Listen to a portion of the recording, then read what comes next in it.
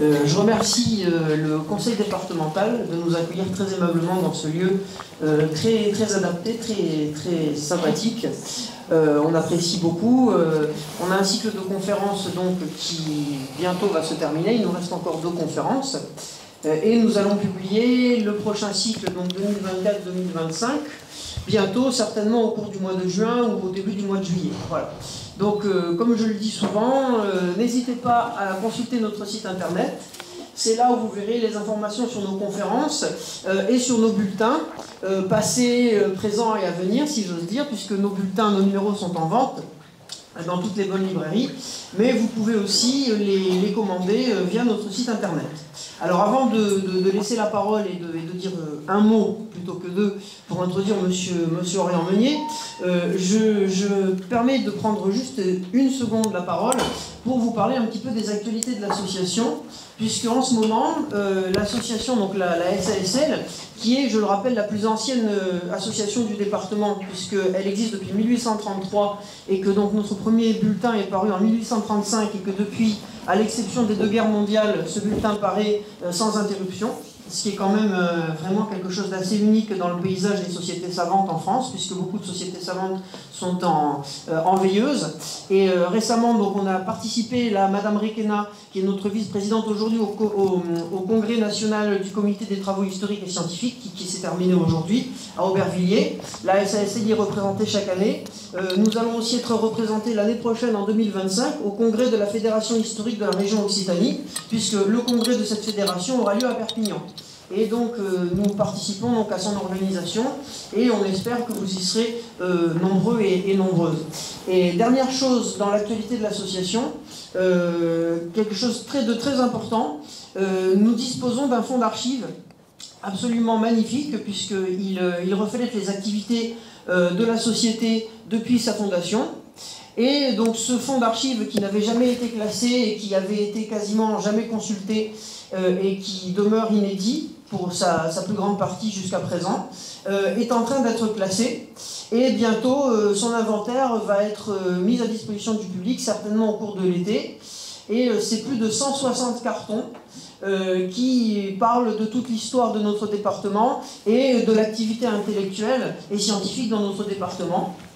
Donc, quelque chose qui a marqué d'une pierre blanche pour l'histoire de la SASL. Voilà. Alors, avant de laisser la parole à Monsieur Meunier, je tiens encore à le remercier pour sa présence et à dire à quel point on est content de l'avoir non seulement ici avec nous, mais en plus au conseil d'administration de la SASL, dont il fait partie depuis maintenant plus d'1 an, presque 2 ans même. Hein.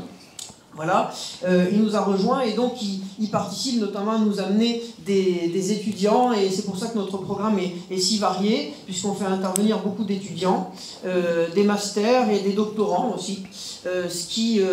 Notre but principal, c'est que la plupart de nos conférences, presque toutes, on veut qu'elles soient inédites.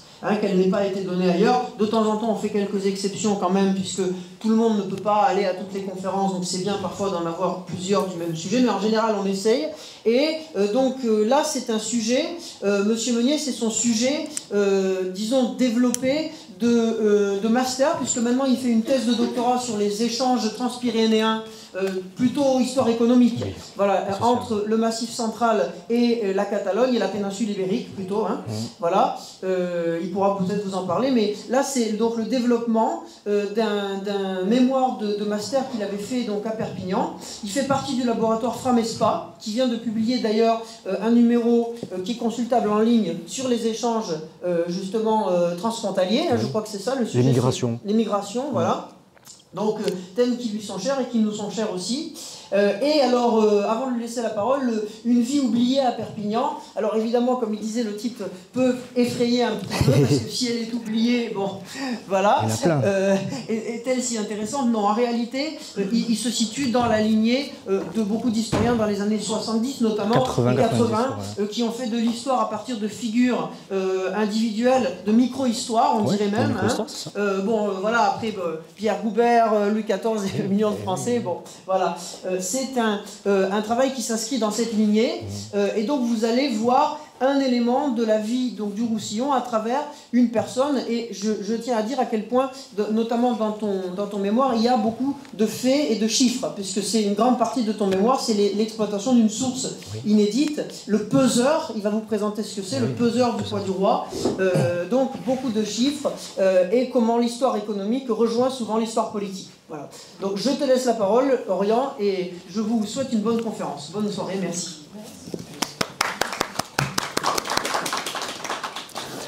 Merci beaucoup Sylvain. Je ne sais pas si on m'entend très bien. Si, c'est bon? Parfait. Merci beaucoup pour cette invitation, Sylvain. Merci beaucoup à la SASL et bienvenue à toutes et à tous. Je suis vraiment très heureux d'être aujourd'hui ici et très heureux de revenir aussi sur un sujet qui m'est cher. Je vais essayer de parler plus fort. Je vais même... Voilà, le micro. Et lentement, bien entendu. Je vais parler lentement. Je vais faire de mon mieux. Et donc revenir à un sujet qui est cher à mon cœur, puisque c'était mon sujet de master, que j'ai rencontré un peu par hasard. Donc je vais vous raconter en fait d'abord la découverte de mon premier amour. Alors, pas celui que j'ai rencontré au collège, mais celui que j'ai rencontré en master. Il s'agit de ces cahiers. Il s'agit des cahiers, ceux d'un peseur au poids du roi. Des cahiers qui ont été versés dans la sous-série 1J des entrées extraordinaires. Alors c'est quoi cette sous-série en fait? Eh bien, on y met à l'intérieur tout un tas de dons, de legs, tout un tas de documents en fait dont on ne sait pas vraiment comment les classer. Et donc les archivistes les versent à l'intérieur. Alors vraiment des documents qui vont dans tous les sens, toutes les périodes du Moyen-Âge jusqu'à l'époque contemporaine. Tout un tas de documents, très bizarre. Et on a à l'intérieur, dans cette sous-série-là, dans le 1J 72, si ma mémoire est bonne, eh bien ces cahiers d'un peseur au poids du roi, où à l'intérieur on a inscrit des pesées tous les jours, entre 1163 et 1681, de marchandises qui viennent de l'extérieur du royaume et qui sont pesées au poids de Perpignan. Alors il faut que je dise d'abord un mot sur ce que c'est que ce poids du roi. Il y a eu très peu d'études, très peu d'études sur ce poids du roi, on en sait très peu. Ce que l'on sait, c'est que le poids du roi était une institution, au Moyen-Âge et à l'époque moderne, qui imposait aux marchandises venues de l'extérieur du Roussillon d'être pesées au poids de Perpignan, parce qu'en fait, chaque ville avait un poids différent. Le poids de Montpellier n'est pas le même que le poids de Perpignan, n'est pas le même que le poids de Toulouse, etc. Et donc, quand un marchand venu de l'extérieur vend des marchandises à Perpignan, il se doit de se mettre d'accord sur un poids commun, donc le poids de Perpignan. Autrement dit, ce qui est assez intéressant avec ces cahiers, c'est que l'on peut mesurer et étudier les échanges à Perpignan, d'où viennent les marchandises, qui sont les acteurs qui apportent ces marchandises à Perpignan, par qui ils sont vendus, les acteurs, etc. Et les réseaux commerciaux. Oui, mais l'auteur de ces documents, qui s'appelle François-Émile Catala, j'en dirai 2 mots après, on ne le connaît pas. Et comme on ne le connaît pas, peut-on faire confiance en ces documents? Est-ce qu'on peut faire confiance à une source dont on ne connaît pas l'auteur? Est-ce que ce sont des sources falsifiées? Est-ce que ce sont des sources... Pourquoi en fait elles ont été versées dans cette sous-série des entrées extraordinaires? Quelle est l'histoire de ces sources? Parce qu'en fait, ce sont des sources donc, de fiscalité indirecte et on en a très peu en France. C'est extrêmement rare. C'est extrêmement rare. Quand on en a sur 1 an, on est très content. Et là, on en a du coup sur 23 ans, on est vraiment très heureux. Très heureux. Bon. Et donc sur la première page de ce cahier, on a une inscription. C'est marqué tout simplement.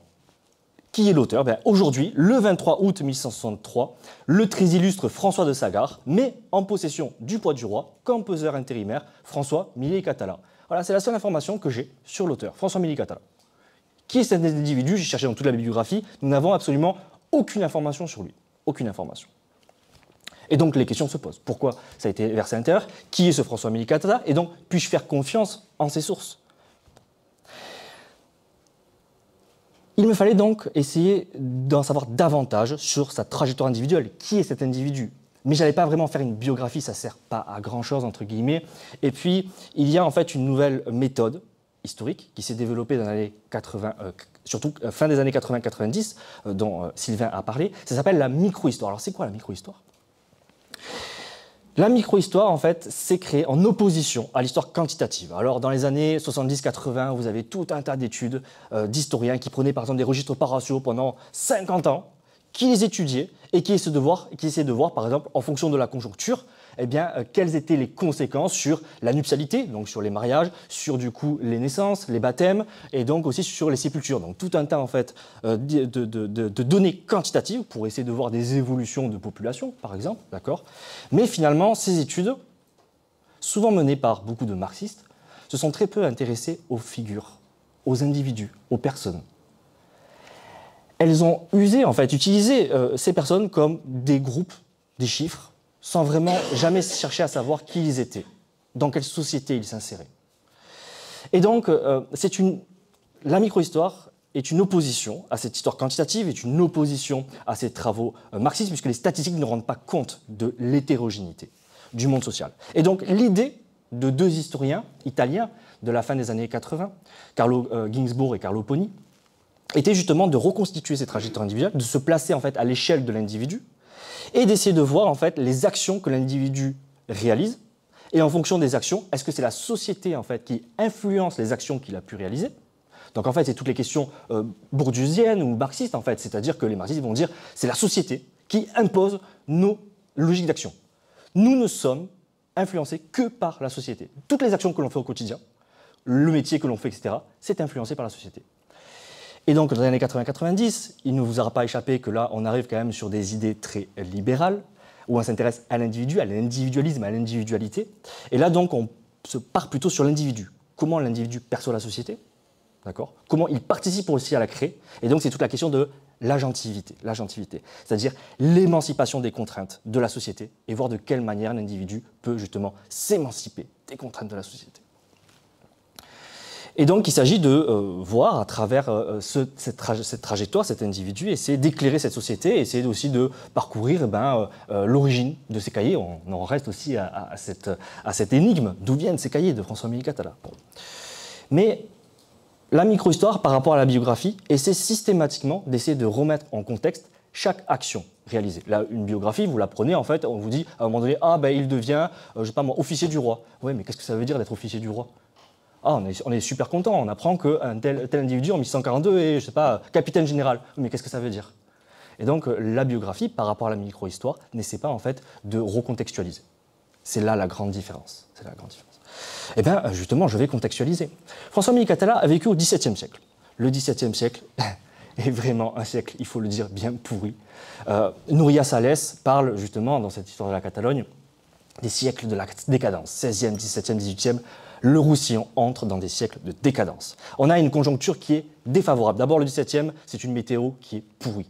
Très régulièrement, vous avez des épisodes de pluie intense, par exemple, donc ça a des conséquences sur l'agriculture, donc sur aussi les récoltes, etc. Et donc, quand on a plusieurs mauvaises récoltes, ça peut amener à des disettes. Si, en plus de ces mauvaises récoltes, vous ajoutez, par exemple, un passage de troupes, j'en parlerai juste après, eh bien, ça peut amener à plus que des disettes, ça peut vraiment amener à des famines. Et donc là, on a un pic de mortalité, d'accord, mortalité en cloche, d'accord. On a également une baisse de l'industrialité et donc une baisse aussi des naissances, d'accord. Et là, on est vraiment dans une famine importante. Ajoutez à cela au XVIIe siècle, donc, une météo pourrie. 2 épisodes de peste, 1630-1632, premier épisode de peste. Deuxième épisode de peste, 1150-1152. En 50 ans, la population de Perpignan passe de 8000 habitants à 4000. Donc vraiment, le contexte est très défavorable. En plus de ça, au niveau économique, toutes les industries perpignanaises, par exemple l'industrie du textile, périclite au XVIe et au XVIIe siècle. On perd au fur et à mesure toutes ces industries-là. Et donc on a Alicia Marcet. Bon, il faut dire un mot sur cette historienne quand même, qui est une historienne marxiste, justement, qui se le revendiquait, marxiste, mais aussi une nationaliste catalane. Donc la manière dont elle a écrit son histoire est très influencée par ses idées. Et elle dit en fait la vie économique est presque réduite à néant. Voilà, donc on est sur un XVIIe siècle où il n'y a plus de vie économique, plus de commerce, plus rien. D'accord. On a la peste qui est passée, et puis le mouvement des troupes aussi. Les Français entrent en Russie en 1140, après 1141 il y a le siège de Perpignan, donc là aussi ça a des conséquences extraordinaires sur la démographie et puis aussi sur tout, enfin on imagine sur le côté social, sur le côté économique, d'accord. Ça a des conséquences extraordinaires.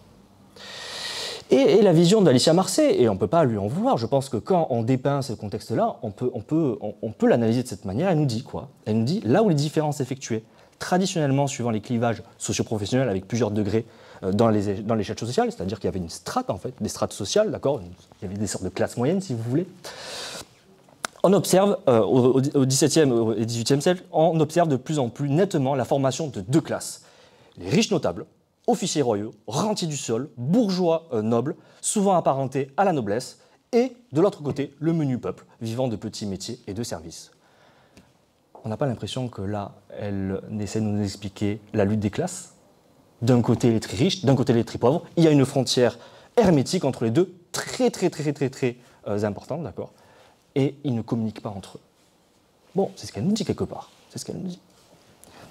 Mais finalement, en fonction du contexte, ça s'apparente à être réel quand même. Ça s'apparente à être réel. Bon.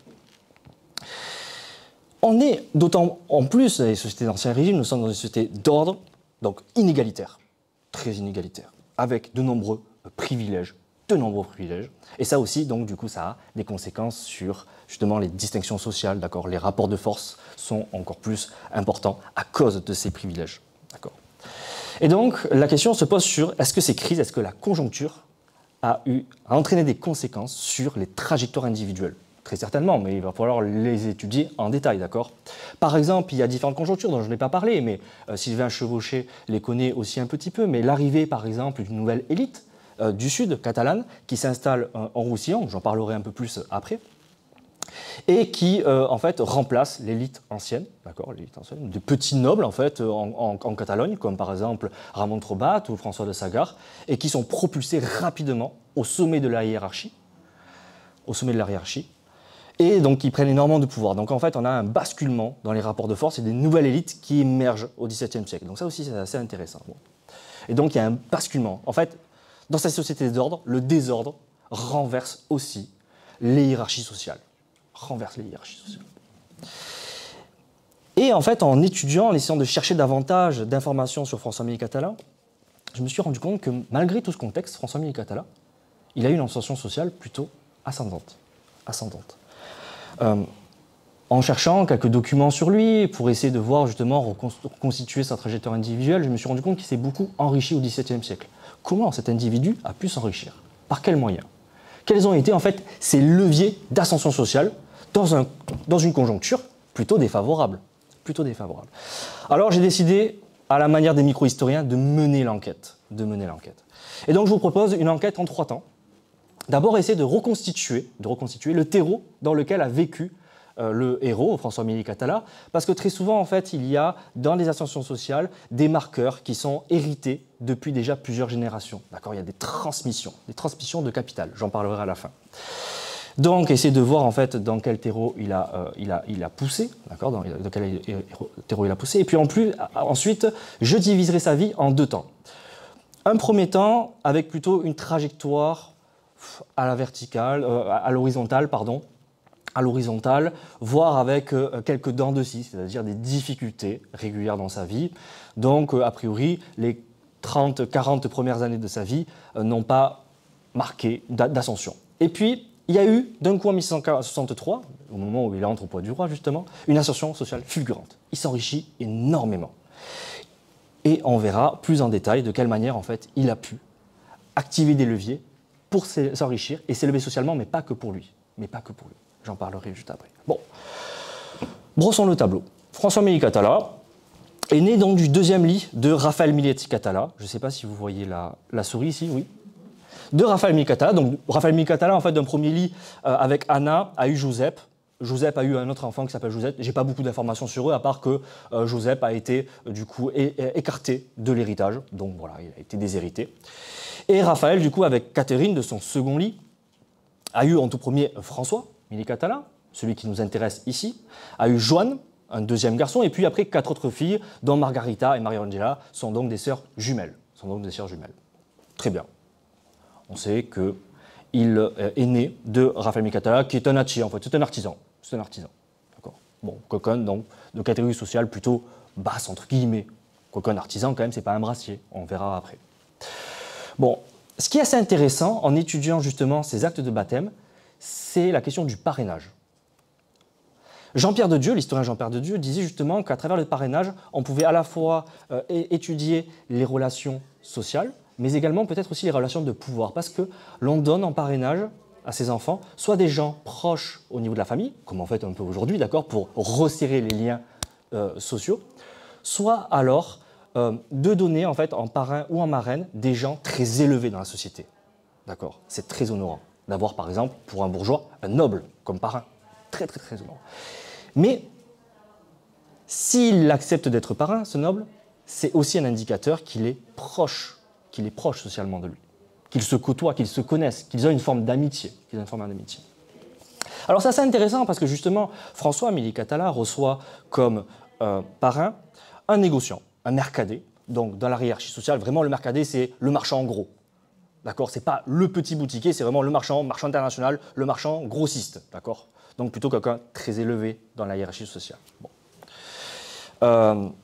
La femme de Bélette, Lucière, finalement, j'ai pas beaucoup d'informations sur elle, donc je sais pas trop socialement où est-ce qu'elle se situe. Par contre, pour son petit frère, pour son frère cadet, donc, obtient en parrain Anton Joly, fils de Raphaël Joly, docteur en droit, d'accord, et également la fille du noble Joanne de Jump, qui est aussi de la noblesse roussillonnaise. Alors, ce qui est assez intéressant, c'est que les Joly, la famille Joly, a participé au combat contre le royaume de France en 1139 et 1140. Donc c'était vraiment une famille très importante de nobles qui se sont battus pour la couronne, pour la monarchie hispanique, contre le royaume de France, donc très intégrés sur place, donc plutôt pro-espagnol. Ok. Et ce qui est assez intéressant, c'est les réseaux qu'ils ont constitués à travers le parrainage. Comme on peut le voir ici, sur cette figure, Joan Miletti Catala donc, a eu comme parrain Anton Joly. Anton Joly est le fils de Raphaël Joly. Raphaël Joly a eu une fille qui s'appelle Agnès. Pardon, c'est vrai que tout ça est un peu compliqué, mais on va essayer de dépatouiller tout ça. Qui s'est marié à Hugo de Hortafa, qui est aussi dans le Roussillon une famille plutôt pro-espagnole, très riche, etc. Et le seigneur Don Hugo de Hortafa est le parrain d'Antoni Miletti Catala. Alors c'est le cousin en fait de Joan. C'est vrai, tout ça paraît un peu complexe. Mais grosso modo, François-Amélie Catala a un frère qui s'appelle Jaume. Jaume a un fils qui s'appelle Antoni, et Antoni a donc comme marraine une membre de la famille Joly-Ross et Don Hugo d'Hortafa. Autrement dit, à travers le parrainage, on voit que les deux frères, Raphaël et Jaume, par le parrainage de leurs enfants, renforcent un réseau de pouvoir avec une élite locale, avec la noblesse locale. Et donc ça nous indique quand même quelque chose. C'est peut-être une famille de natiers, mais c'est une famille de natiers qui connaît la noblesse locale. C'est rare. Pour ceux qui travaillent, enfin pour le XVIIe siècle, j'ai un collègue, Hugo Balfagon par exemple, qui dépouille tous les jours les registres paroissiaux, ce genre de parrainage, pour un natier, c'est quasiment jamais vu. Généralement, un natier, il donne en parrain ou en marraine la fille d'un autre natier, d'un autre artisan, voire peut-être d'un négociant, à la rigueur. Là, pour le mercader, pas de problème. Mais des nobles, c'est très curieux. Bon. On va avancer donc dans ce terreau, essayer de voir qui est ce Raphaël-Amélie Catala. Alors, j'ai retrouvé ce Raphaël-Amélie Catala dans les registres municipaux, où il a une place très importante dans les douzaines. Je vais essayer d'aller un peu vite, puisque sinon je finirai à 8 heures ce soir. Les assemblées, en fait, on a des assemblées municipales, thématiques, d'accord. Ce sont des assemblées qui rassemblent donc à chaque fois les trois mains, d'accord. Il y a 12 membres, les trois mains. Alors c'est quoi les mains? Il y a donc la main majeure, la main moyenne et la main mineure. La main majeure regroupe tous les individus qui sont, par exemple, de la noblesse, les bourgeois honorés, etc. D'accord. Ceux qui sont très élevés dans l'échelle socio-professionnelle à Perpignan. Ensuite, vous avez la main moyenne. Dans la main moyenne, vous avez tout ce qui est les notaires, les métiers de l'écrit, pardon. Les notaires, par exemple, les avocats, les juges, tous les officiers royaux, etc. D'accord. Et dans la main mineure, vous avez là les artisans, ceux qui travaillent la terre, etc. D'accord. Bon. Raphaël-Amélie Catala, lui, siège systématiquement donc dans la main mineure. Ok, on s'en doutera. Mais ce qui est intéressant, souvenez-vous de Hortafa et de Ross, justement, c'est que quasi systématiquement, lorsqu'il est dans une de ces douzaines, il est aux côtés soit de Hugo de Hortafa, soit de Louis Ross. Et donc la question est de savoir, est-ce qu'ils ont constitué un réseau relationnel à travers ces douzaines de Perpignan?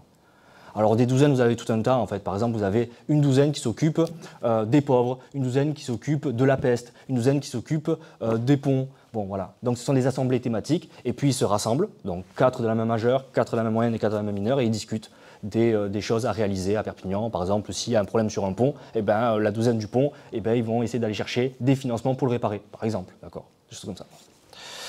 Mais donc à l'intérieur, on voit se constituer un réseau politique qui est doublé par un réseau, une parenté spirituelle, parrainage et réseau à travers les douzaines. Okay. Concernant son métier, donc je l'ai dit juste avant, c'est un nattier, donc quelqu'un de la main mineure, ok. J'ai réussi à obtenir l'information qu'il devient maître en 1134, donc très bien, il évolue dans sa carrière. En 1586, il devait être très jeune, je n'ai pas son acte de naissance, je ne sais pas à quel moment il est né, mais il fait un apprentissage chez un boutiquier. À mon avis, s'il fait un apprentissage chez un boutiquier, c'est pour apprendre les techniques de comptabilité, très certainement, et peut-être aussi d'écriture. L'écriture, à cette époque-là, n'était pas acquis, hein, et pas d'école comme on en a aujourd'hui. Il s'implique également dans la confrérie des boutiquiers, il devient syndic en 1133. Alors, syndic des boutiquiers, c'est quoi? C'est celui qui représente les intérêts de la confrérie et celui qui s'occupe aussi de tout ce qui est administratif.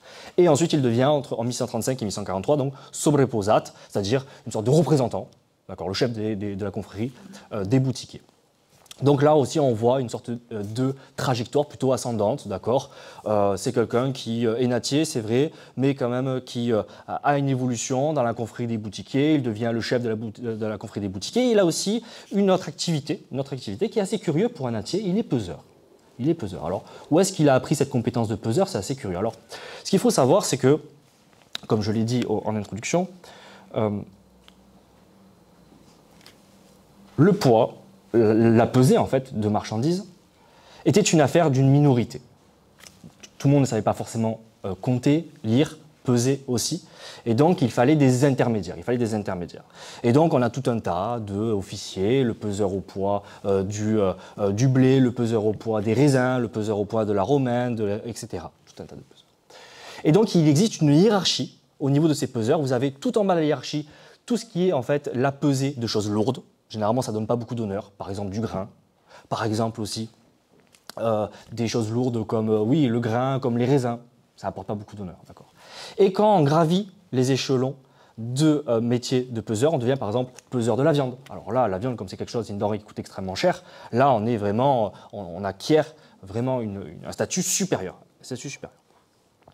Donc, a priori, en voyant qu'il est peseur au poids de la romaine, là, vous avez une représentation de ce qu'est une romaine, et peseur au poids des raisins, il est plutôt tout en bas de l'échelle des peseurs à Perpignan. Bon. La question est de savoir si, finalement, son métier, son réseau, il a pu le transmettre à ses enfants. Donc maintenant, on va s'intéresser à son fils, François-Millet Catala. Comme je l'ai dit, François-Millet Catala est né en 1622. Il devient nattier comme son père, en fait. Enfin, à l'époque moderne, la reproduction socio-professionnelle est extrêmement importante. Très régulièrement, l'enfant fait le même métier que le père. Très régulièrement. Alors là, ce qui est assez intéressant, c'est que du coup, le 9 février 1140, jusqu'en 1152 à peu près, on ne sait pas vraiment, il devient aussi romané du poids du roi, comme son père. Donc il pèse des petites marchandises, il est vraiment en bas de l'échelle donc des peseurs, il nattier, en même temps c'est la pure activité à l'époque moderne, vraiment il y a une pure activité qui est très importante. Et, à la différence de son père, il devient peseur adjoint de la viande en 1646. Donc là, il s'élève dans les métiers, dans le métier de la pesée. S'il obtient ce poste-là, c'est parce qu'en fait le peseur de la viande était très malade, et donc il le remplace. Très bien, il le remplace. Sauf qu'après 1147, on le voit disparaître de la documentation. Qu'est-ce qui s'est passé? Il devient peseur en 1146, 1147, hop, plus de François-Millet Catala, je ne le trouve plus dans la documentation. C'est à travers en fait des auditions, je reviendrai tout à l'heure, deux procès qui ont été débutés en 1180, que l'on arrive à reconstituer sa trajectoire. Donc ce sont des sources postérieures aux faits. On a d'abord l'audition de Joan Gouache, qui dit que le 3 octobre 1147, donc un an après qu'il soit devenu peseur au poids de la viande, j'ai vu que maître François-Millet Catala passait devant le comptoir de la maison de Hieronyme Sabaté très rapidement, ce qui était plus une course qu'une marche, et passant devant Ramon Coy, qui marchait devant le dit comptoir, il se tourne vers Coy et le pointe par derrière avec une carabine, il lui tire dessus, sans que je n'entende ne serait-ce qu'un mot entre le dit Coy et le dit Millet. Bon, très bien, un meurtre à Perpignan. Voyons la deuxième audition. J'ai vu Ramon Coy, peu avant qu'il soit mort dans la rue, c'est-à-dire publiquement dans la même rue que le dit Millet Catala, aurait échangé des paroles, des insultes en fait, des insultes. Tout ça c'est traduit du catalan. Hein. Et que le dit Coy aurait dit à Millet qu'il escroquait le poids de la viande duquel le dit Millet était peseur. En fait, les autres auditions disent que Millet y Catala, quand il était peseur poids de la viande, il se récupérait un petit peu de viande pour lui. Troisième audition de Joan Andreu Santamaria. Je me souviens, quand Ramon Coll était vivant, il disait beaucoup de mal de François Millet y Catala. Il disait qu'il était un infâme et un voleur. C'est assez intéressant, justement, cette audition-là et cette parole-là. Le peseur devait faire preuve d'une probité totale. Et oui, comme en fait, ses clients étaient d'abord obligés de faire peser ses marchandises au poids du roi, donc en fait c'était un intermédiaire obligatoire, et en plus tout le monde ne savait pas forcément peser des marchandises. Et donc s'il voulait escroquer ses clients, il pouvait le faire très facilement. Et Ramon Coll s'en est, lui, douté. Et il a attaqué son honneur en pleine rue. Alors, j'ai pas mis toutes les auditions, justement. Alors là, c'est vraiment une course-poursuite à Perpignan. En fait, le matin, très tôt le matin, vers 6-7 heures du matin, Ramon Coll aurait, sur la place, laquelle on ne sait pas vraiment, il aurait dit à François Millet y Catala publiquement, donc devant tout le monde, « Tu es un voleur, tu es un infâme, tu es un ladre ». Et donc, entre eux, ils ont commencé à s'insulter. Le ton est monté. Ramon Coll aurait sorti un couteau. Attends, c'est un boucher. Et s'attaquer à un boucher, c'est suicidaire à cette époque, d'accord ? C'est quand même peut-être la catégorie socio-professionnelle la plus dangereuse à l'époque moderne, c'est quand même les bouchers. Franchement, il a du courage. Course-poursuite dans les rues de Perpignan, François Millet y Catala s'en va à toute vitesse, rentre chez lui, s'enferme, prend sa carabine, sort et tue Ramon Coll. Ramon Coll est donc mort à cause d'un tir de carabine le 3 octobre 1847, entre 6 et 7 heures du matin. Et le médecin légiste a constaté 7 trous de balles dans son torse. Le boucher serait décédé dans la rue Nostra de Gracia, la rue des Augustins. On arrive maintenant à se projeter dans ce meurtre. Et François Millet y Catala est condamné 10 ans plus tard pour ce meurtre à la peine ordinaire. La peine ordinaire, c'est quoi ? C'est la pendaison. Bon ben voilà. Fin de la trajectoire, merci d'être passé. À la prochaine. Sylvain, hein ? Non, bien entendu, il a réussi à échapper à cette peine ordinaire. Il a réussi à échapper à la pendaison. Mais comment a-t-il fait pour échapper à la pendaison ? Que s'est-il passé pour qu'il puisse continuer à vivre ? Eh bien, on va essayer de revenir d'abord un petit peu en arrière, quelques années auparavant. En 1639, les Perpignanais ont l'information que, pendant l'été, que les troupes françaises s'approchent de Perpignan. Et donc les consuls, que font-ils ? Ils recrutent des troupes, tout simplement. Et François Millet y Catala, comme tout homme de la ville de Perpignan, veut défendre ses propres intérêts, très certainement, ou peut-être veut défendre aussi la couronne espagnole, on ne sait pas vraiment, enfin, on ne connaît pas ses intentions. Donc il est engagé en tant qu'artilleur, en fait, pour défendre la ville de Perpignan. Très bien, il défend sa ville. Ça n'a pas très bien marché. Et là, donc, en 1139, il devient artiller, 1646, peseur au poids de la viande, 1647, il tue Ramon Coll, il disparaît, et en fait, a priori, on le retrouve en 1653, donc 6 ans plus tard, en train de piller la ville de Prades.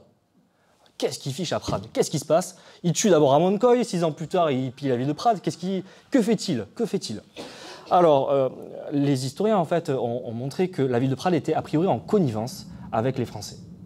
Et donc, c'est pour ça que François Millet y Catala aurait rassemblé des Miquelettes, des en fait, mercenaires, et serait allé piller la ville de Prades parce que en fait, ce seraient des ennemis de la couronne, quoi. Bon, très clairement, en fait, dans ces agissements, François Millet y Catala montre une certaine légitimité. Montre de la loyauté, merci, de la loyauté à la couronne espagnole. Ok ? Il montre de la loyauté. Bon, il montre cette loyauté. Finalement, on arrive à l'attraper en 1658. Alors, le problème, c'est qu'en 1658, on veut l'attraper une première fois, sauf qu'il y a une fille, qui est la fille de François de Sagard, Isabelle, qui est présente à ce moment-là et qui présente un sauf-conduit et qui dit non, vous n'avez pas le droit de prendre François Millet y Catala parce que je suis la fille du gouverneur du Roussillon, du président, après, du Conseil souverain, d'accord ? Je suis la fille du gouverneur du Roussillon.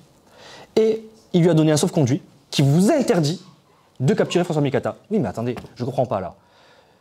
En 1653, il pille la ville de Prades pour donc les troupes espagnoles contre la troupe française, et François Sagard, en fait, est un Catalan, pro-français, installé en Catalogne, qui sert, mais totalement, l'État français.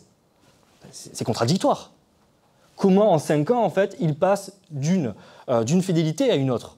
Qu'est-ce qui s'est passé ? Qu'est-ce qui s'est passé pour qu'il change de fidélité? En juin, quelques semaines plus tard, Monica, une autre fille de François Sagard, est encore présente quand les officiers de justice essaient de l'attraper.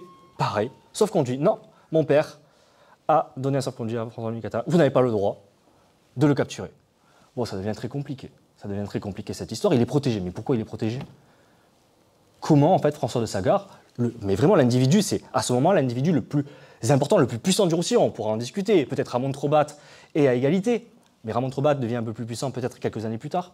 Vraiment, c'est l'homme le plus puissant du Roussillon. Et il lui donne un sauf-conduit. Quel est l'intérêt, d'accord, de l'homme du plus puissant du Roussillon de donner un sauf-conduit, de protéger un petit nattier qui a pillé la ville de Prades et ensuite qui a tué un boucher, qui doit se faire attraper pour ce délit? Et voilà.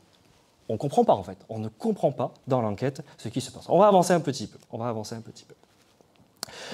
En 1658, il y a Fontanella, qui est en fait en concurrence avec François Sagard, qui monte en fait un mémoire contre François Sagard et qui décrit tous les griefs qu'il y a contre lui et tous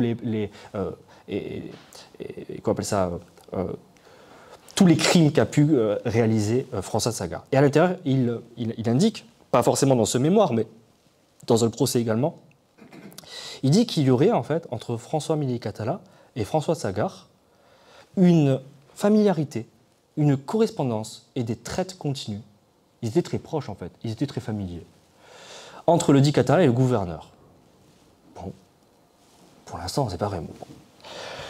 Malgré les deux sauf-conduits, il est finalement emprisonné que pendant 2 ans.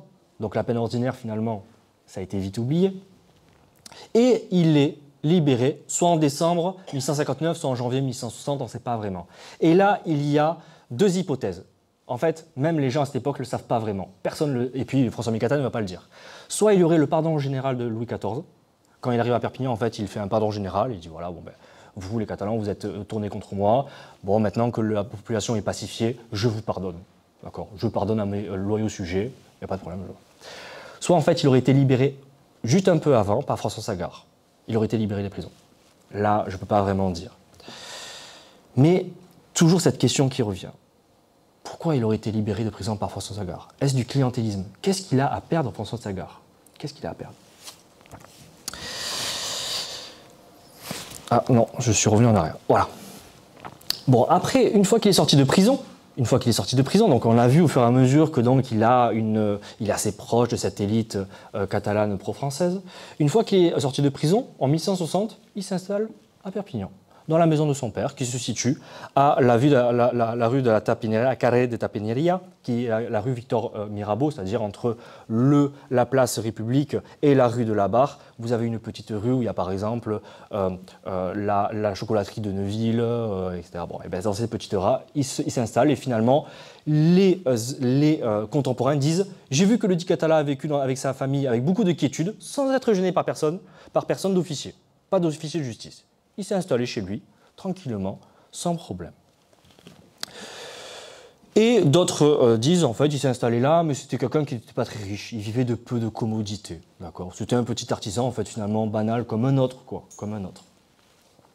Il se marie, banal comme un autre, mais quand même, il se marie avec Anna Deldon, qui est la fille d'Anthony Deldon. Et Anthony Deldon, il est notaire. Pour qu'un notaire donne la main de sa fille à un artisan, c'est qu'il y a anguille sous roche quand même. Généralement, un notaire il va plutôt donner la main à sa fille, à un bourgeois, à un avocat, mais jamais à un nattier. C'est impossible dans cet ordre social-là, c'est impossible. On cherche toujours à marier sa fille à quelqu'un qui est d'un niveau social supérieur, et jamais inférieur. Jamais inférieur. Bon. On revient à cette question de parrainage. Donc, ils ont eu 2 enfants avec cette Anna Deldon. Ils ont eu 2 enfants.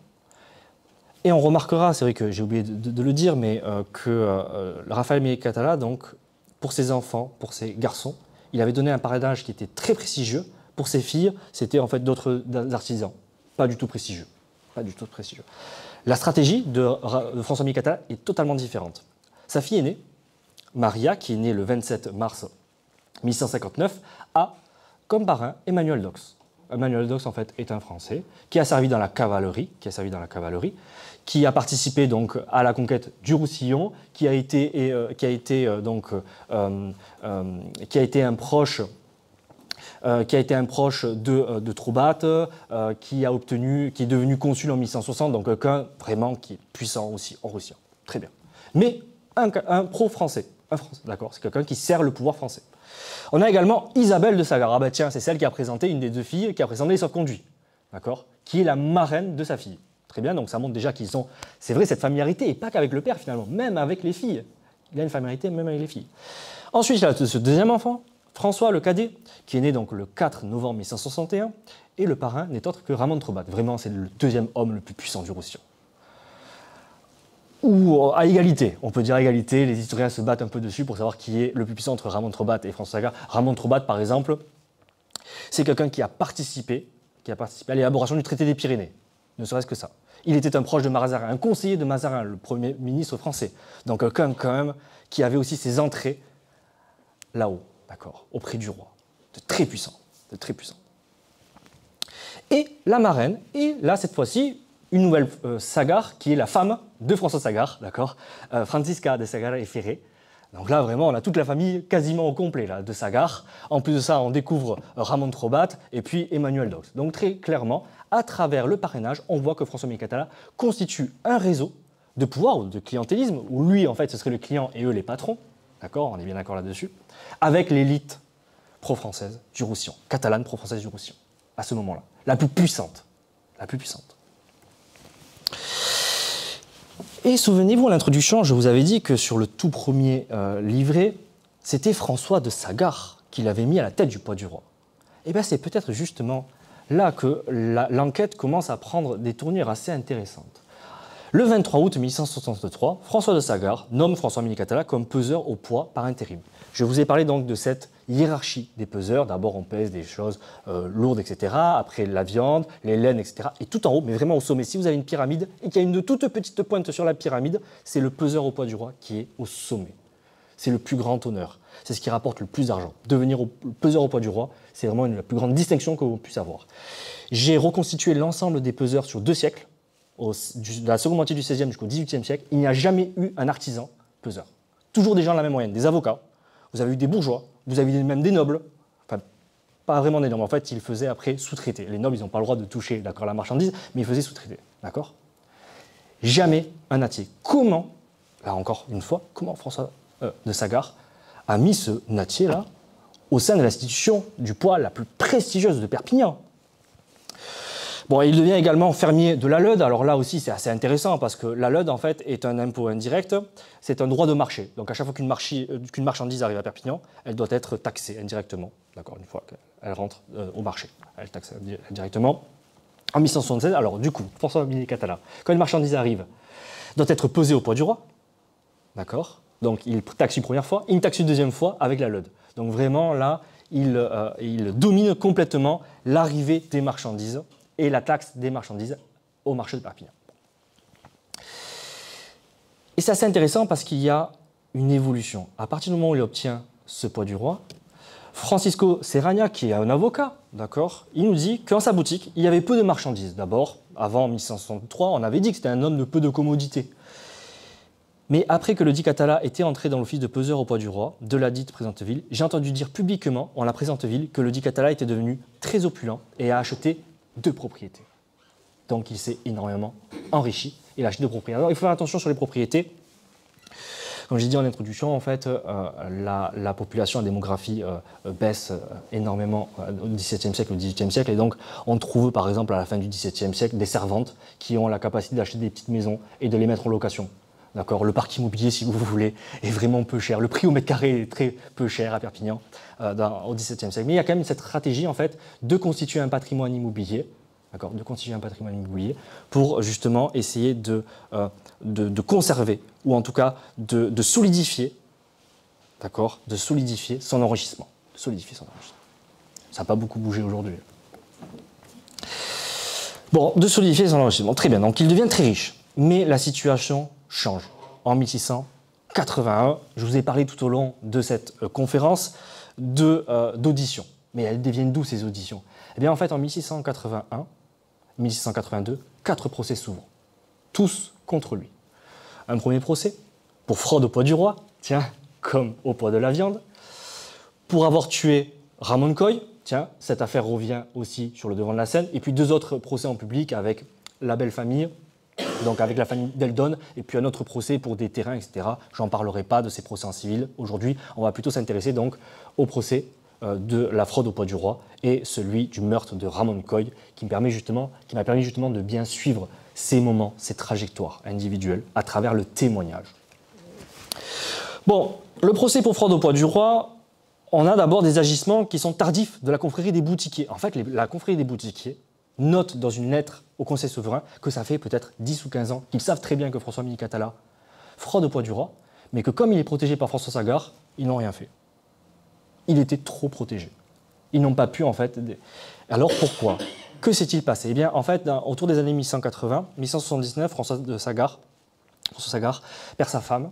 En 1179, donc il perd sa femme. En 1180, il perd son fils aîné, Polycarpe. Et donc, on voit au fur et à mesure aussi son pouvoir péricliter. Et donc, c'est à ce moment-là que les procès s'ouvrent. Le soutien de François-Milie Catala, c'était François Sagard. François Sagard perd en pouvoir, 4 procès s'ouvrent en même temps. 4 procès. Le tout premier, c'est donc celui du poids du roi. Alors là, on découvre vraiment un monde vraiment très particulier. D'abord, je ne rentrerai pas dans le détail, mais en fait, à chaque fois qu'il pesait des marchandises, toujours pareil, il s'en mettait un petit peu de côté, il le revendait au détail, ce qui est interdit. La vente au détail est un privilège de la confrérie des boutiquiers de Perpignan. Il est interdit de vendre au détail. Ce ne sont que les... Et donc lui, il avait une étale où il vendait au détail la fraude à chaque pesée, d'accord. À chaque fois qu'il pesait une marchandise, hop, il la récupérait, il la vendait au détail, ce qui était formellement interdit. Mais ça ne s'arrête pas là. Chaque personne qui possède des poids à Perpignan devait chaque année les faire affiner, les faire vérifier en fait. Il devait les faire vérifier. Et donc il y a 2 officiers, 2 personnes, enfin pas forcément des officiers, mais 2 personnes qui doivent les vérifier. Il y a d'abord le Mostasaf, c'est en fait un policier des marchés, accompagné d'un affinado. L'affinado en fait c'est un affineur, c'est une sorte de serrurier compétent, une traduction. C'est un individu qui vérifie que en fait, le poids est à l'étalon de la ville. Donc la ville en fait a des étalons, d'accord. Il vérifie les poids sur les étalons de la ville et ensuite il les répare. Il ajoute du poids dessus pour vérifier. Voilà. Sauf que depuis que François-Milie Catala est dans le poids du roi, ces poids n'ont jamais été affinés, alors que normalement ça devait être chaque année. Et à chaque fois que le Mostasaf et l'affinado essayaient d'entrer au poids du roi, il leur répondait « Le président de Sagard ne voulait pas qu'ils entrent dans le poids du roi, donc circuler, il n'y a rien à voir. Circuler, il n'y a rien à voir. » C'est pas tout. C'est pas tout.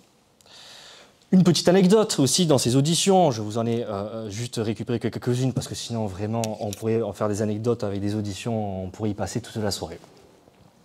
On a ce pauvre Pierre Romieux. Pierre Romieux est un chirurgien de Perpignan qui voulait acheter du beurre. Donc il va au poids du roi, pour acheter du beurre, il trouve un vendeur, ils se mettent d'accord sur un prix, sauf que le vendeur lui dit oui, si, c'est ce prix pour cette quantité. Bon, Pierre Romieux, en fait, préfère tout de même refaire vérifier et donc repeser la marchandise, repeser le beurre. Il voit devant le poids du roi une femme qui se tenait là, Johanna Bousquet, une Française, en fait, qui est originaire de Narbonne, d'accord, et il lui demande est-ce que vous voulez bien, en fait, peser ce beurre, cette petite quantité de beurre. Donc elle pèse le beurre et puis il fait remarquer oui, mais c'est bizarre, votre balance, elle a un pied plus petit que l'autre. Alors, Johanna commence à s'emporter, comment ça, comment ma balance est pas conforme, etc. Donc elle commence à l'insulter, à s'emporter. Pierre Romieux s'efface, rentre dans la boutique du poids du roi et va voir François-Milie Catala. Il lui dit, écoutez, il y a cette Française devant votre poids du roi qui m'a insulté copieusement parce que je lui ai fait remarquer que sa balance semble pas tout à fait correcte, quoi. Pas tout à fait correcte. François-Milie Catala, ni une ni deux, en rajoute, commence aussi à l'insulter ouvertement, commence à lui dire qu'il n'a rien à faire là, etc., etc. Et très rapidement, le ton monte, Pierre Romieux aussi se défend, une altercation verbale se met en place, et François-Milie Catala, à la fin, lui dit « Je vais te mettre une pâle forte que no te verras cuit », c'est-à-dire « Je vais te mettre un pain au four et tu ne verras pas cuit ». D'accord ? Donc c'est quelqu'un de plutôt violent, d'accord? Une fois qu'on le cherche, François-Aimé Catala, on le trouve. Bon, ça aussi, c'est assez intéressant sur justement la psychologie de l'individu. C'est quelqu'un d'extrêmement violent. Bon, je passe, le procès dure plusieurs années, d'accord? Et finalement, il est condamné une première fois, il n'accepte pas la sentence, il va en appel, il perd encore, et là, il est condamné à 150 doublons d'or, c'est une belle somme, c'est à peu près 1500, voire 1600 livres. Donc, bon, pour vous donner une comparaison, mais c'est une comparaison qui est assez limitée, 3 kg de pain est égal à une livre, donc vous imaginez, ça fait 45 tonnes de pain, voilà, bon, ça fait quand même une belle quantité. Et il est banni 3 ans de la ville de Perpignan. Très bien, mais il y a encore d'autres procès qui sont en cours. Il y a le procès du meurtre de Ramon Coll. Les filles de Ramon Coll ont entendu, et ça on le voit dans les discussions, ont entendu que François-Aimé Catala était assez embêté au début du mois d'avril et depuis quelques mois auparavant. Et donc elles ont décidé de tenter leur chance et de remettre le dossier devant les juges et de reporter plainte contre François-Aimé Catala pour qu'il y ait justice en fait, Et d'autant plus que François-Aimé Catala, en fait, après le meurtre de Ramon Coll, il n'en est pas resté là. Et comme on peut le voir dans la lettre de l'avocat des filles de Coll, il dit « Non content d'avoir tué traîtreusement le dit Coll, il se glorifiait publiquement de l'avoir fait, menaçant François Syrie, aussi boucher de la dite ville, qu'il ferait la même chose qu'il a fait à Coll. » Bon, a priori, il a quelque chose de particulier avec les bouchers, d'accord? Il a quelque chose de particulier, il a très certainement eu des altercations régulières avec des bouchers. Et là aussi, donc, il est condamné. Alors la veuve, elle touche pas grand-chose parce qu'en fait, elle s'était mise d'accord au préalable avec François-Aimé Catala. Elle touchera donc 81 livres par an jusqu'à sa mort et François-Aimé Catala devra lui verser un vêtement tous les 2 ans. Et les filles de Ramon Coll, elles, recevront 234 livres par an, c'est quand même de très très belles sommes. Et un vêtement tous les 2 ans. Là, vraiment, on arrive quand même sur des sommes qui sont très élevées, d'accord, et qui mettraient tout artisan vraiment en banqueroute. Bon. Donc, François-Aimé Catala, pour résumer, d'une famille de natiers, s'enrichit énormément, se constitue à un capital social, d'accord, un capital économique, un capital aussi culturel, j'en parlerai juste après. Et sur le capital économique, ce qui est assez intéressant, c'est que le juge essaie d'en savoir davantage. Comment ça se fait qu'un petit natier, il s'enrichisse autant? Parce que régulièrement, sans qu'on leur demande, les témoins, ils disent, c'est vraiment bizarre, François-Aimé Catala, il achète à sa femme et à sa fille de très beaux vêtements. Il est très riche, cet homme, très très riche. Et donc le tribunal essaie de savoir, mais comment ça se fait que vous êtes autant enrichi? Et lui, il se défend. Et quand il se défend, il dit, eh bien, et si feia Anna a mon fils, mes ben vesti que no acostuman los otros fills de salar, es porque no tenía intención de lo faire salar, sino estudia porque prenge algún estamen major. Traduction. Et si j'ai fait porter à mes enfants de plus beaux vêtements que ne les ont les autres fils d'artisans, c'est parce que je ne voulais pas qu'ils fassent artisans, mais qu'ils fassent des études pour qu'ils puissent obtenir un statut supérieur. Bon, je crois qu'il y a 3 échelles d'analyse de ces témoignages. Premièrement, on pourrait très bien dire, bon, bah, c'est un type qui est vraiment dans la panade, et donc il essaie de se défendre, et qu'est-ce qu'il fait? Il essaie d'attendrir un peu les membres du jury. Je suis un papa, et si j'ai fait ça, finalement, c'est pour mes enfants, quoi. Bon, première échelle d'analyse. Deuxième échelle d'analyse, on pourrait le croire. Et justement, qu'il a travaillé toute sa vie pour essayer de s'élever socialement dans une société très hiérarchisée, d'ordre, et où justement l'enrichissement était un des leviers d'ascension sociale. Donc très bien, on pourrait aussi le croire son témoignage. Mais je pense qu'il y a une 3e échelle d'analyse à ce témoignage. Et il nous le dit indirectement. En fait, François-Aimé Catala, à travers ce témoignage, il nous donne des leviers de l'ascension sociale à l'époque moderne. Le vêtement. Pourquoi le vêtement? Quel est l'intérêt du vêtement?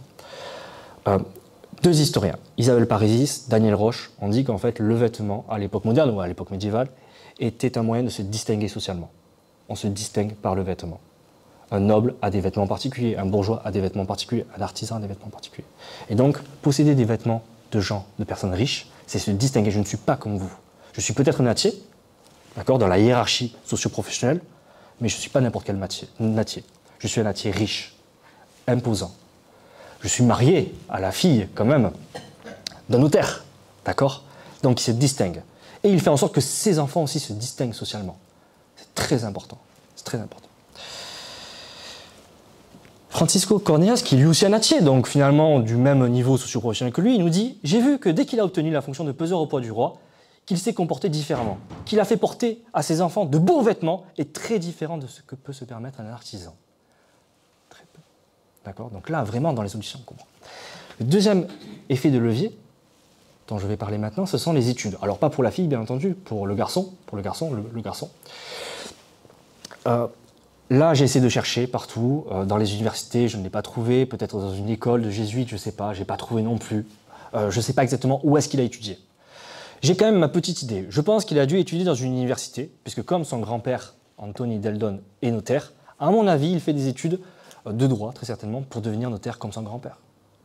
Et donc, passer quand même de nattier, de père de nattier, grand-père de notaire, à notaire, c'est une ascension, mais extraordinaire, une ascension sociale extraordinaire, qui a été permise par beaucoup de facteurs, et justement, je vais en venir.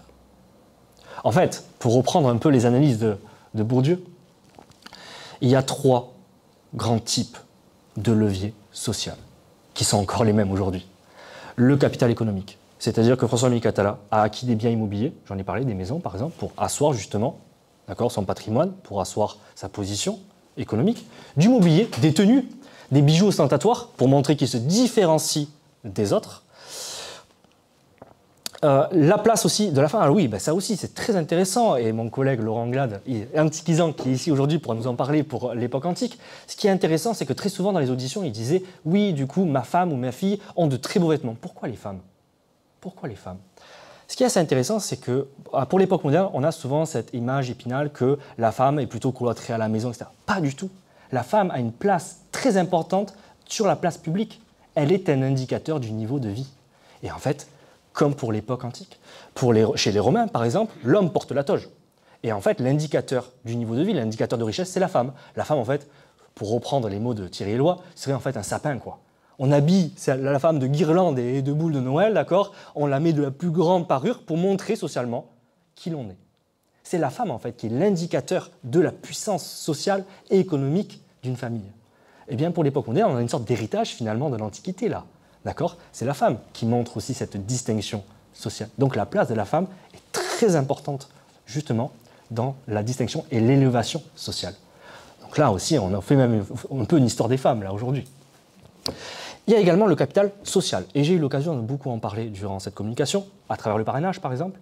Il constitue des réseaux de pouvoir à travers donc, ce parrainage, des relations de patronage avec Ramon Trobat, avec François de Sagard par exemple, d'accord. Il se met en situation de domination, peut-être, d'accord, mais il obtient, grâce à cette situation de domination, des privilèges, comme celui de devenir peseur au poids du roi.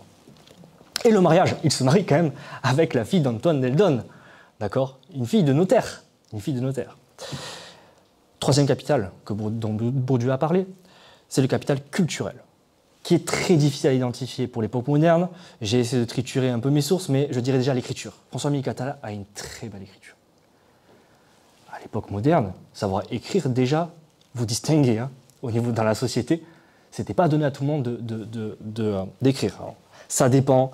On a des chiffres, mais ça dépend des villes, ça dépend aussi si vous êtes donc, dans les villes, dans les campagnes, si vous êtes dans une ville riche, dans une ville pauvre. Mais vous allez avoir un taux d'alphabétisation qui peut être parfois de 10, 15, 20%, quoi. Voire moins parfois. C'est très faible. Alors qu'un nattier sache écrire, c'est déjà particulier. Je trouve, moi, à Toulouse, moi je travaille sur le commerce transpyrénéen actuellement, je trouve des petits marchands qui savent écrire, mais en fait, on voit très bien qu'ils ont du mal même à tenir la plume. Là, il écrit, mais parfaitement.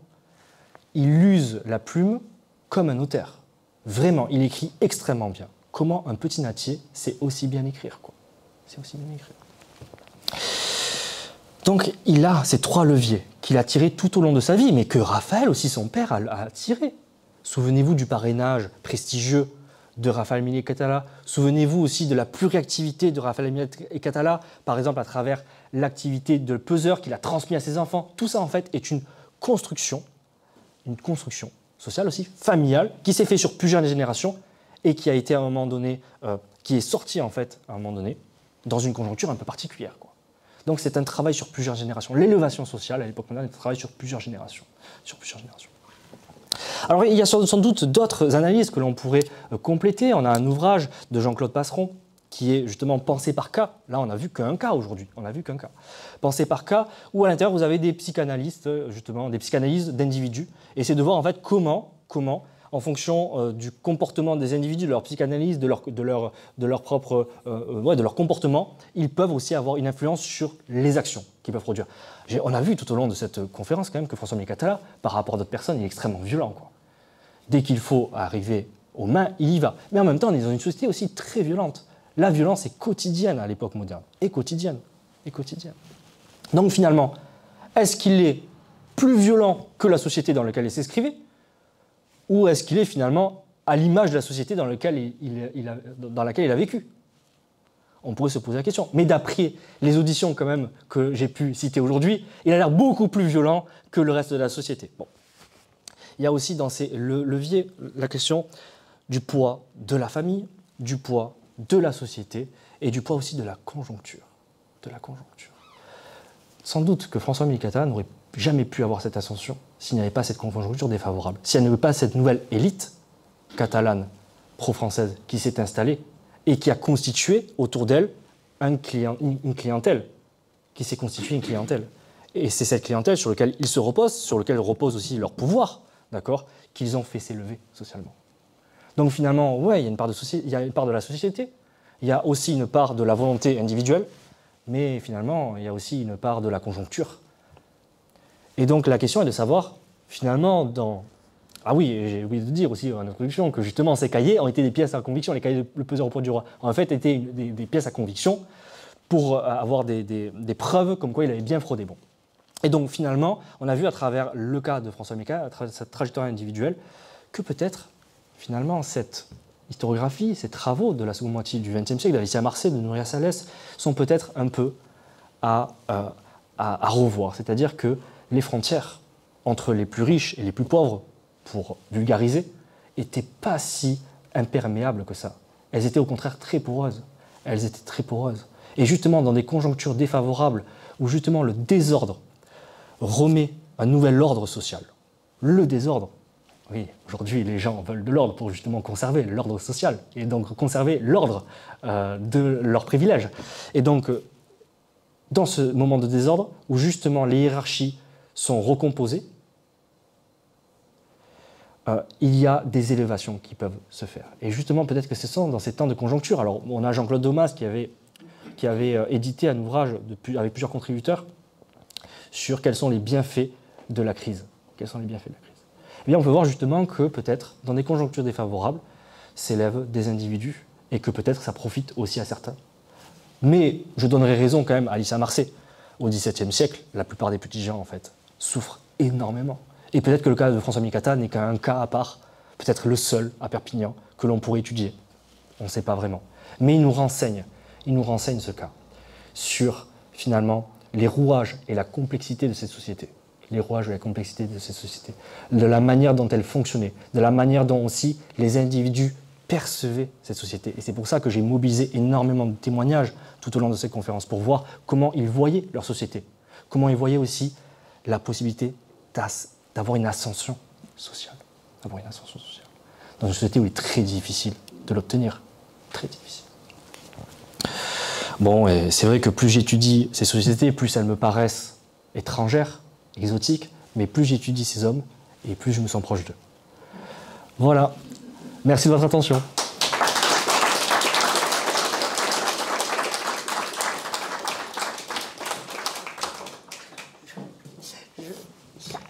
Voilà, c'est celui-là. Voilà, je ne reprends le micro que pour remercier M. Meunier de nous avoir donné cette intervention si brillante. Moi, je trouve vraiment qu'on voit l'enseignant quand même, hein, en cours, en devenir, si j'ose dire. Voilà. Oui. Donc on espère un jour peut-être venir sous nos cieux, n'est-ce pas?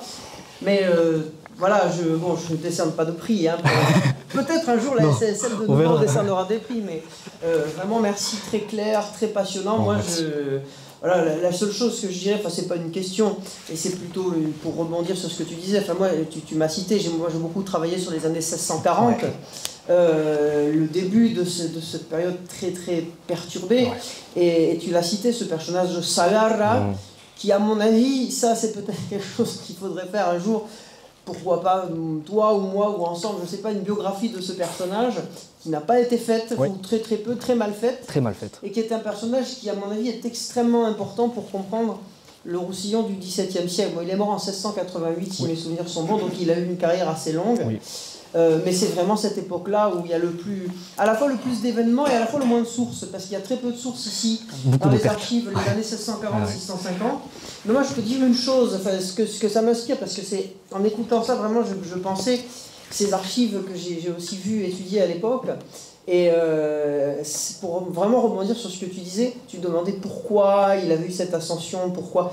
Moi, je pense, enfin, Sagarra est quelqu'un, lui et les autres de son époque, mais lui en particulier, je pense que c'est un petit peu une sorte de Mazarin à l'échelle locale, c'est quelqu'un qui fait feu de tout bois. Ouais. Et à mon avis, je pense, tu l'as dit quand même, mais ce qui paraît vraiment évident, par déduction, mais pour connaître ce personnage, je pense que c'est ça, il a fait exprès en quelque sorte d'utiliser un repris justice, si j'ose dire, pour qu'il soit très fidèle, pour que ce soit son client, que ce soit son obligé. Clientélisme. Et ça, c'est typiquement vraiment le personnage.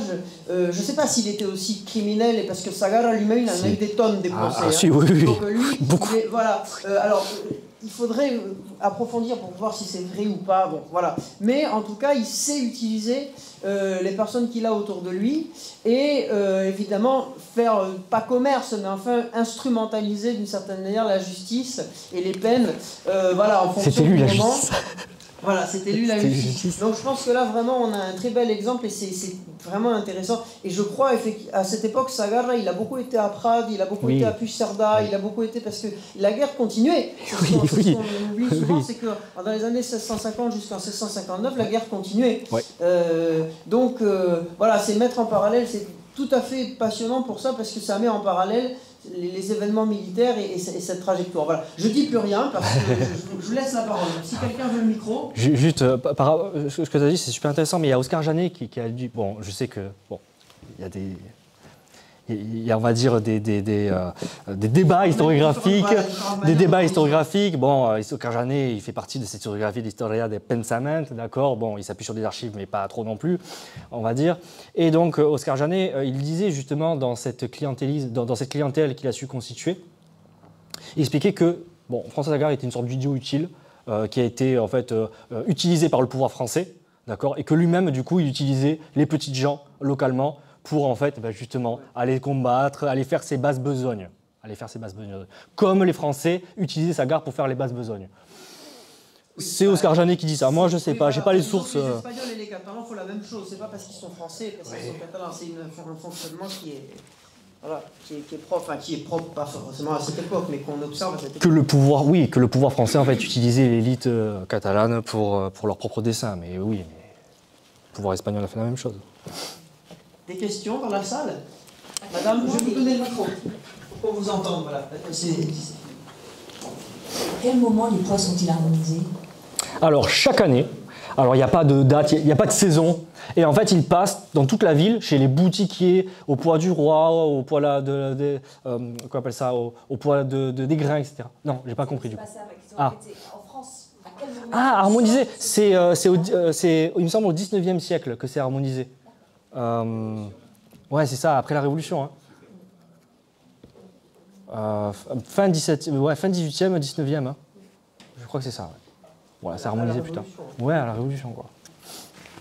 Après la Révolution. Le micro est là. Monsieur. Merci. Bravo pour ta présentation. Je veux revenir au tout début, quand tu essayais de faire une différence entre une biographie et une trajectoire individuelle. Oui, d'accord, d'une part, et également... Une micro-histoire je trouve plus bon. Micro-histoire non. D'une micro-histoire. Oui. Moi, je pense, enfin, pour les travaux que je fais en tout cas, la micro-histoire rentre complètement dans le travail d'un biographe. Parce que tu prenais comme exemple pourquoi un tel a été parachuté, ou il se trouve à tel endroit, officier du roi, et on ne sait pas comment il se trouve là. Or, chacun des personnages, si on prend le parti de l'histoire, on étudie, on fait la prosographie de personnages, ou la prosographie d'un seul même personnage, on s'aperçoit que chacun a une trajectoire et il vient se placer là dans l'histoire, il vient se placer dans l'histoire sociale à partir au travers d'une enquête que l'on peut faire, à partir d'une véritable évolution qu'il a au travers de tous les points que tu citais, capital social, capital culturel ou capital... économique. Pardon ? Économique. Économique. Donc je ne fais pas, moi, de différence véritablement entre une micro-histoire sur les enquêtes que tu menais comme celle-là et véritablement un véritable travail de biographie sur un personnage important d'une cité, par exemple. J'avais mal compris. La différence est vraiment notable quand tu regardes les biographies, par exemple, de l'abbé Capelle. Ça n'a absolument rien à voir. C'est-à-dire que si je devais faire aujourd'hui la biographie de François-Michel Catala, j'aurais dit quoi? En 1622, François-Michel Catala est né. En 1600, il a été romané. En 1646, il est devenu peseur au poids de la viande. Qu'est-ce que ça vous apprend, vous, de la société dans laquelle il a vécu? Ben rien. À moins qu'après vous allez chercher des bouquins, des ouvrages pour savoir qu'est-ce que le poids du roi, qu'est-ce que le poids de la viande, qu'est-ce que être romané. Et la micro-histoire, en fait, se différencie parce qu'à chaque fois qu'il y a des actions, à chaque fois qu'il se passe quelque chose dans la vie d'un individu, on essaie de remettre en contexte et de comprendre quelles ont été les logiques d'action. La biographie ne fait pas ça. La biographie, elle ne fait pas ça. Ah non, elle ne fait pas ça. Non. Non. C'est en fait une liste d'événements. La biographie, généralement, c'est une liste d'événements, enfin, la plupart du temps. La micro-histoire, elle a en fait une méthode qui est totalement différente. On ne va pas rentrer dans une... Mais on peut, c'est justement... Dans un débat universitaire. Mais une biographie, l'étude d'un groupe ou l'étude d'un personnage ou d'une famille, elle n'a d'intérêt que si on passe par une véritable détail d'histoire sociale des éléments de cette famille. Donc tu fais de la micro-histoire obligatoirement.